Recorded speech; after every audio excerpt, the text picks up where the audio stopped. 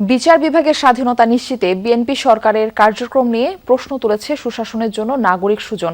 তাদের দাবি, ভুল ব্যাখ্যা দিয়ে বিচারপতি নিয়োগ ও আলাদা সচিবালয় অধ্যাদেশ দুটি বাতিল করা হয়েছে।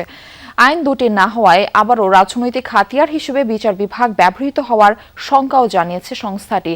প্রেসক্লাবে বিচার বিভাগের স্বাধীনতা ও সংস্কার শীর্ষক গোল টিভি আলোচনায় সাংবিধানিক বাধ্যবাধকতা, আদালতের নির্দেশনা ও গণভোটে জন আকাঙ্ক্ষা তুলে ধরেন বক্তারা। দাবি করেন, বিচারক নিয়োগ আইন পাশ না হওয়ায় আবারও নির্বাহী বিভাগের পকেটে যাবে বিচার বিভাগ। সুপ্রিম কোর্ট সচিবালয় অধ্যাদেশটিও বিচার বিভাগের বহুদিনের দাবি।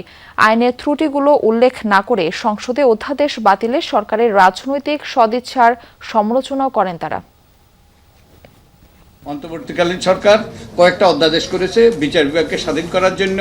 বর্তমান সরকার এগুলোকে অনুমোদন করে নাই। 2001 সালে আশ্বাস দিয়েছিল, আবারও আশ্বাস দিয়েছে তারা আরও উন্নত আইন, আরও ভালো আইন করে বিচার বিভাগের স্বাধীনতা নিশ্চিত করবে, বিচার বিভাগের সচিবালয় স্বাধীন সচিবালয় নিশ্চিত করবে। আমাদেরকে ওনারা আশ্বাস দিচ্ছেন, কিন্তু আমরা কি আশ্বস্ত হচ্ছি?